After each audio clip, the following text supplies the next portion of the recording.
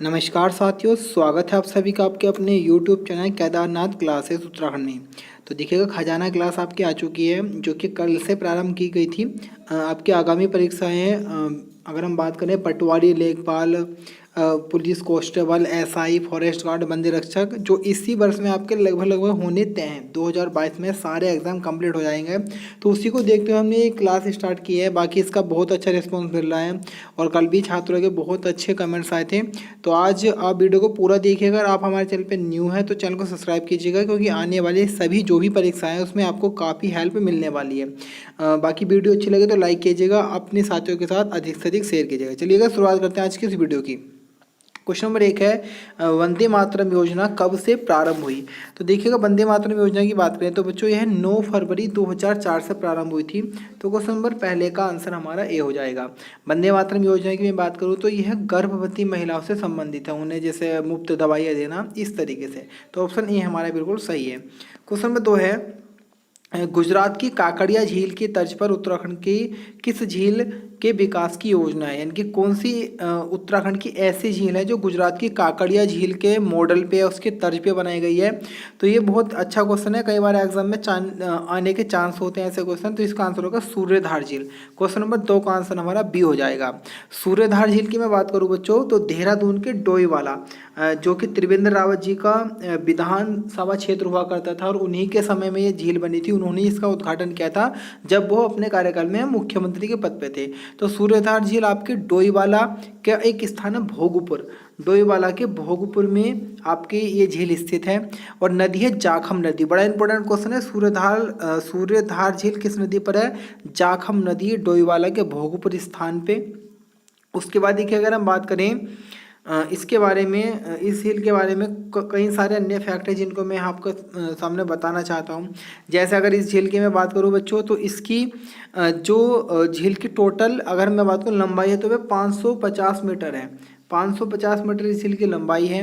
बाकी 28 मीटर इस झील की चौड़ाई है और 10 मीटर इस झील की गहराई है। और साथ ही साथ 77,000 घन मीटर जल धारण क्षमता है इस झील की।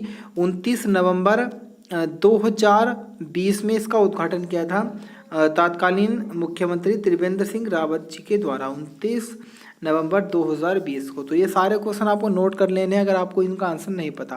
क्वेश्चन नंबर 3 है, उत्तराखंड के तीसरे क्रम के राज्यपाल कौन थे?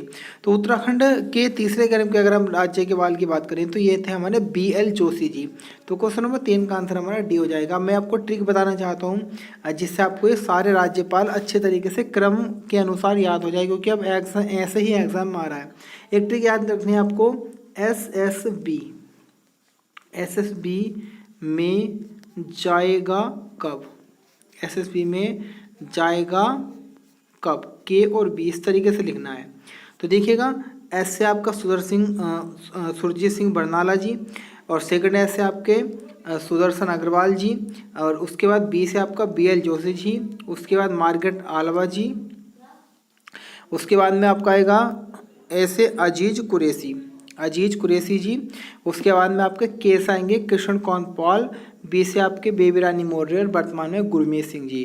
तो इस प्रकार से पहले, दूसरे, तीसरे, चारवें और पाँचवें, 6, 7 और 8, इस प्रकार से आप इनको पढ़ेंगे तो कई चीज़ें आपको याद हो जाएंगी। ऐसे भी आ सकता है कि उत्तराखंड की प्रथम महिला राज्यपाल मार्गरेट आलवा जी किस क्रम की थी? तो ये 4वें क्रम की थी।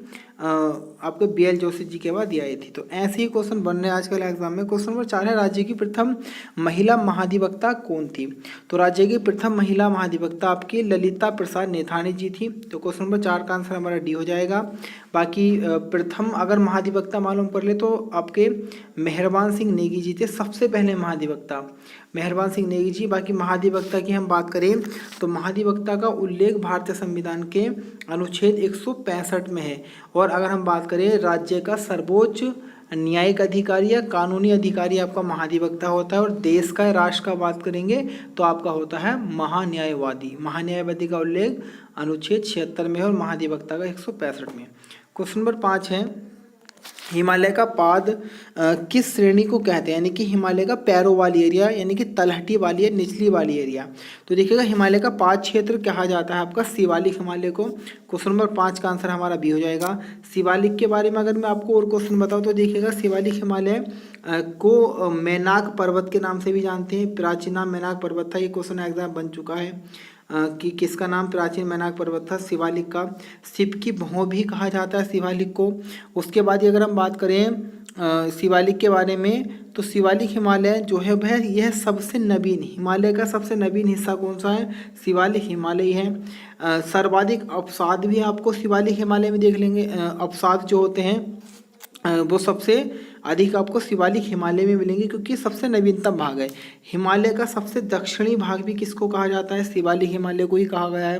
बाकी हम बात करें ये कितनी ऊंचाई के मध्य है शिवालिक हिमालय आपको मिलेगा, तो 700 मीटर से लेके 1200 मीटर, 700 मीटर से लेके 1200 मीटर के मध्य आपको शिवालिक हिमालय का विस्तार देखने को मिल जाएगा। ये क्वेश्चन एग्जाम में बन चुका है। उसके बाद ही हम बात करें सर्वाधिक वर्षा आपको शिवालिक हिमालय में मिलेगी, लगभग 200 से 250 सेंटीमीटर वर्षा होती है इस क्षेत्र में। और साथ ही साथ अगर हम बात करें सर्वाधिक पर्यटक केंद्र भी आपको शिवालिक हिमालय में ही देखने को मिलेंगे। चलेगा, बढ़ते हैं अगले प्रश्न की तरफ। क्वेश्चन नंबर 6 है, रुड़की शहर को नगर निगम कब बनाया गया। तो देखिएगा रुड़की शहर को नगर निगम आपके बनाया गया है 2013 में। तो क्वेश्चन नंबर 6 का आंसर हमारा डी हो जाएगा 2013। 2013 में आपका रुड़की भी बना था। साथ ही साथ अगर मैं बात करूं तो 2013 में आपका रुद्रपुर भी बना था और 2013 में आपका काशीपुर भी बना था। ये आपको याद करके चलने हैं। और सबसे नवीनतम बना है 31 दिसंबर 2021 को श्रीनगर। बाकी आपका कोटद्वार भी है, ऋषिकेश भी है और हरिद्वार भी है, देहरादून भी है, हल्द्वानी भी है, कई सारे हैं इस प्रकार से। टोटल मैंने आपको पहले भी बता रखा है कि टोटल श्रेणी, बाकी अभी थोड़ा समय कम है, जब समय मिलेगा मैं टोटल को बता दूंगा कौन सा कब बना। क्वेश्चन नंबर 7 है, किस पर्वत को किलर माउंटेन भी कहा जाता है। तो नंदा देवी पश्चिमी को कहा जाता है, जिसकी ऊंचाई 7870 है, जो चमोली में स्थित है। तो क्वेश्चन नंबर 7 का आंसर हमारा ए हो जाएगा। क्वेश्चन नंबर 8 है, झुपिया आभूषण पहना जाता है। तो देखिएगा झुमपिया आभूषण जो आपका पहना जाता है गले में पहना जाता है। क्वेश्चन नंबर 8 का आंसर हमारा बी हो जाएगा, गले में। क्वेश्चन नंबर 9 की तरफ बढ़ते हैं। क्वेश्चन नंबर 9 है, राज्य की सबसे कम जनसंख्या किस जनपद में है। तो देखिएगा राज्य में सबसे कम जनसंख्या जो है वह आपका रुद्रप्रयाग में स्थित है। क्वेश्चन नंबर 9 का आंसर हमारा बी हो जाएगा। सर्वाधिक जनसंख्या की अगर मैं बात करूँ तो आपकी सर्वाधिक जनसंख्या हरिद्वार में आती है, सबसे कम रुद्रप्रयाग और सर्वाधिक आती है आपकी हरिद्वार में। और अगर हम बात करें क्षेत्रफल में सबसे बड़ा कौन सा है, चमोली, और क्षेत्रफल में सबसे छोटा कौन सा है, चंपावत। ये आपको याद करके चलना है। क्वेश्चन नंबर 10 है, सिपहिया किस प्रकार का नृत्य है। तो देखिएगा सिपहिया की हम बात करें तो यह एक प्रकार का देश प्रेम से संबंधित नृत्य है, जो एक प्रकार से प्रोत्साहित करता है जवानों को सेना में जाने के लिए। तो क्वेश्चन नंबर 10 का आंसर हमारा ये हो जाएगा, देश प्रेम नृत्य। क्वेश्चन नंबर 11 की तरफ बढ़ते हैं। क्वेश्चन नंबर 11 है, देखिएगा बच्चों, पर्वतीय शीतोष्ण वन कितनी ऊंचाई पर पाए जाते हैं। बहुत अच्छा प्रश्न है, ऐसे क्वेश्चन एग्जाम में जरूर बनते हैं। पर्वतीय शीतोष्ण वन की जो ऊंचाई पाई जाती है वह 1800 से 2700 मीटर पाई जाती है। क्वेश्चन नंबर 11 का आंसर बी है। क्वेश्चन नंबर 12 है, ओक की प्रजाति मोरू, ओक की प्रजाति मोरू का वृक्ष पाया जाता है किन वनों में। तो ये भी आपका पाया जाता है पर्वतीय शीतोष्ण वनों में। तो क्वेश्चन नंबर 12 का आंसर बच्चों हमारा ए हो जाएगा, पर्वतीय शीतोष्ण वन। क्वेश्चन नंबर 13 की तरफ बढ़ते हैं। क्वेश्चन नंबर 13, मिरासी जाति के लोग कौन सा वाद्य यंत्र बजाते हैं। देखिएगा उत्तराखंड की हम बात करें तो उत्तराखंड सांस्कृतिक तत्वों से भरा हुआ है। यहाँ पर बहुत ऐसे नृत्य हैं और यहाँ पे ऐसे बहुत गायन शैलियाँ हैं, तो इनके लिए हमें वाद्य यंत्रों की जरूरत पड़ती है। तो बहुत सारे वाद्य यंत्र हैं हमारे प्रदेश में। इसमें से एक जाति है मिरासी जाति, जो आपका सारंगी नामक वाद्य यंत्र को बजाती है। तो क्वेश्चन नंबर 13 का आंसर हमारा डी हो जाएगा बच्चों, सारंगी। ऐसे क्वेश्चन बनते हैं एग्जाम में, याद रखिएगा। क्वेश्चन में थोड़ा वीडियो अच्छी लग रही है तो लाइक कीजिएगा और कमेंट करना ना भूलें। क्वेश्चन नंबर 14 है, बरमी बुग्याल स्थित है। तो देखिएगा आपका चोपता बुग्याल, बरमी बुग्याल, ये दोनों ही मुख्यतः हमारे रुद्रप्रयाग जिले में देखने को मिल जाएंगे। तो क्वेश्चन नंबर 14 का आंसर हमारा भी हो जाएगा रुद्रप्रयाग। क्वेश्चन नंबर 15 की तरफ बढ़ते हैं। क्वेश्चन 15 है, राज्य में विश्वविद्यालय खोलने का प्रस्ताव किसने उत्तर प्रदेश विधानसभा में रखा था। तो देखिएगा ये रखा था नारायण दत्त तिवारी जी ने। अगर हम बात करें तो क्वेश्चन 15 का आंसर हमारा ए हो जाएगा। एन डी तिवारी जी ने इसको रखा था तो ऑप्शन ए हमारा बिल्कुल करेक्ट हो जाएगा, जिन्हें विकास पुरुष के नाम से जानते हैं, और नैनीताल के रामनगर क्षेत्र में इनका जन्म हुआ था। क्वेश्चन नंबर 16 है, हरिद्वार की अधिष्ठात्री देवी किसे माना जाता है? तो बच्चों हरिद्वार की अधिष्ठात्री देवी माना गया माया देवी जी को। तो क्वेश्चन नंबर 16 का आंसर हमारा सी हो जाएगा माया देवी। ऑप्शन सी हमारा बिल्कुल सही है। क्वेश्चन नंबर 17 की तरफ बढ़ते हैं। क्वेश्चन नंबर 17 है, राज्य में पुलिस व्यवस्था कब से लागू हुई? तो थोड़ा सा इसमें क्वेश्चन में हल्का सा एक प्रकार से थोड़ा सा गलती भी है। राज्य में राजस्व पुलिस, आप यहाँ पे ऐड कर लीजिएगा, राज्य में राजस्व पुलिस व्यवस्था कब लागू हुई? यहाँ पे आपको राजस्व कर देना है। देखिएगा, अगर हम बात करें जब 1857 की क्रांति हुई थी, तो उस क्रांति में उत्तराखंड से नाम मात्र के लोगों ने भाग लिया था। थोड़ा मोड़ा आपका हल्द्वानी वाले क्षेत्र में ही आंदोलन हुआ था। तो उत्तराखंड के जो व्यक्ति थे वो सब एक प्रकार से बहुत सीधे साधे व्यक्ति थे, जो पहाड़ में हमारे व्यक्ति निवास करते थे। तो जब भारत में हमारे सिविल पुलिस को लागू किया गया, तो उस समय जो हमारे कमिश्नर थे हेनरी रैमजे जी, तो उनको पता था जो हमारे पहाड़ में रहने वाले व्यक्ति हैं उनके स्वभाव का।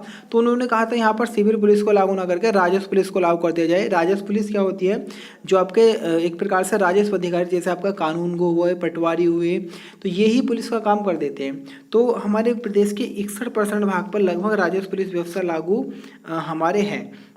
जैसे हम बात करें तो हमारे जो पहाड़ी एरिया है वहाँ पर एसआई का काम पटवारी कर देते हैं, जो नॉर्मल मामले होते हैं उनको देखते हुए।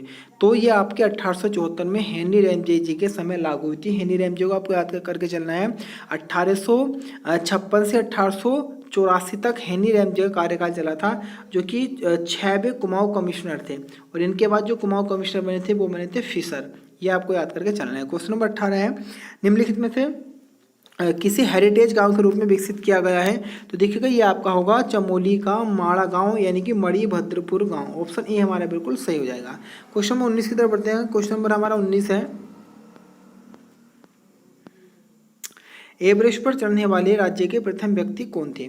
तो एवरेस्ट पर्वत पर चढ़ने वाले राज्य के जो प्रथम व्यक्ति थे बच्चे, वो थे हमारे हरीश चंद्र रावत जी। तो क्वेश्चन नंबर 19 का आंसर हमारा वी बिल्कुल सही हो जाएगा, हरीश चंद्र रावत इसका आंसर करेक्ट है। पटवारी घराट एवं चाय, ये तो सबने कई बार एग्जाम में पढ़ भी रखा होगा, और वैसे भी एग्जाम में आते रहते हैं ऐसे क्वेश्चन। तो पटवारी घराट एवं चाय पुस्तक है आपकी RS टोलिया जी, यानी कि रघुनंदन सिंह टोलिया। कुछ और इनकी पुस्तक बताऊंगा, जैसे ब्रिटिश कुमाऊं गढ़वाल इन्हीं की है, 2 इन्होंने प्रकाशित की थी, एक 1815 में और दूसरी 1836 में। उसके बाद नैन सिंह रावत व जोहार का इतिहास भी इन्हीं की है। नैन सिंह रावत अध्यापक सर्वेक्षक भी इन्हीं की है।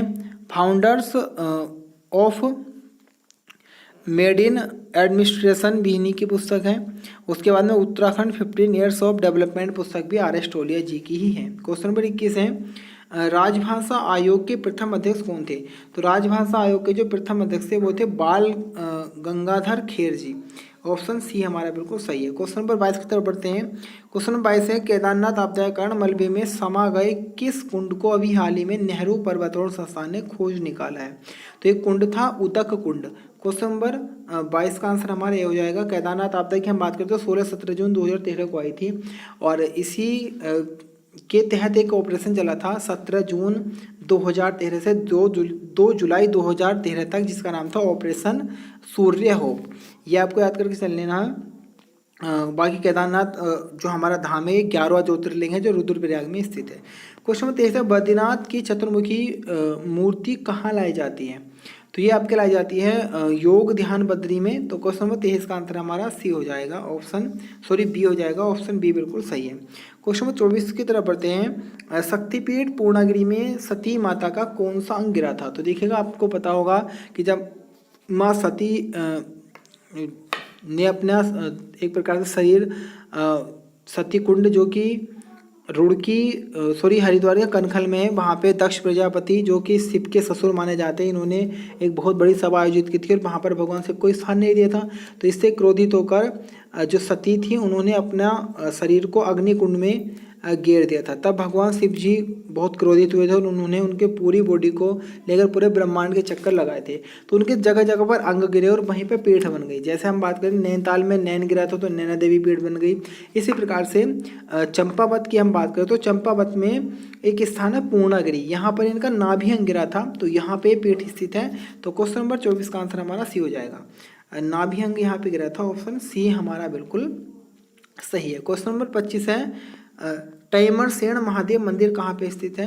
तो कुछ अटपटे मंदिर आपको देखने को मिल ही जाएंगे, इतनी सारी बुकें हैं, इतने सारे मंदिर हैं, कहाँ तक हम याद रखें, लेकिन फिर भी जो बनलेन में है तो उसको रट लीजिएगा। टैमरसेन महादेव मंदिर आपका चमोली में। तो क्वेश्चन नंबर 25 का आंसर हमारा ये हो जाएगा। गुदिया खाटल किसका पुराना नाम है। तो गुदिया खाटल पुराना नाम है आपका त्यूनी का। क्वेश्चन नंबर 26 का आंसर हमारा सी बिल्कुल सही है। क्वेश्चन नंबर 27 है काली कुमाऊं का शेर कहे जाने वाले हर्षदेव ओली किस जिले के निवासी थे। तो जो ये निवासी थे हमारे चंपावत के। क्वेश्चन नंबर 27 का आंसर डी हो जाएगा। चंपावत की हम बात करें तो देखिएगा राज्य का सबसे छोटा जिला है क्षेत्रफल के मामले में, कि नेपाल से सीमा बनाता है। उसी के साथ साथ यहीं से आपका चंद्रवंश का स्टार्ट हुआ था, जो कि चंपावत में सुई के किले से स्टार्ट किया था। राजा सोमचंद के द्वारा इसको स्टार्ट किया गया था चंद्रवंश को। क्वेश्चन नंबर 28 है हिंदुस्तान समाजवादी प्रजातांत्रिक संघ के उत्तराखंड के से एकमात्र सदस्य, यानी कि जो हिंदुस्तान समाजवादी प्रजातांत्रिक संघ था जिसमें आपके चंद्रशेखर आज़ाद, भगत सिंह सरीखे महत्वपूर्ण क्रांतिकारी शामिल थे, तो उस संघ में उत्तराखंड से कौन से एकमात्र व्यक्ति थे। तो ये आपके पौड़ी गढ़वाल के भवानी सिंह रावत जी थे, जिन्होंने बहुत बड़ा योगदान दिया है कि उन क्रांतिकारियों के साथ। तो ऑप्शन सी हमारा बिल्कुल सही है। क्वेश्चन 29 की तरफ बढ़ते हैं। क्वेश्चन 29 है निम्नलिखित में से किसको परमवीर चक्र मिला। तो देखिएगा परमवीर चक्र के बारे में हम बात करें तो ये कुमाऊं रेजिमेंट के नायक दो महत्वपूर्ण एक प्रकार से वीर जवान मेजर सोमनाथ शर्मा और उसके बाद मेजर शैतान सिंह, इन दोनों को मिल चुका है परमवीर चक्र, जो कि वीरता के क्षेत्र में सबसे बड़ा सम्मान माना जाता है। अगर हम बात करें तो सोमनाथ शर्मा जी ने भारत पाक युद्ध जब हुआ था, भारत और पाक की कुछ मुठभेड़ हुई थी, उसमें ये शहीद हुए थे, तो उन्हें उस समय मिला था। उसके बाद ही अगर हम बात करें मेजर शैतान सिंह जी के बारे में, तो जब चीन और भारत का युद्ध हुआ था तो उस समय ये शहीद हुए थे लद्दाख वाली एरिया में, तो इन्हें उस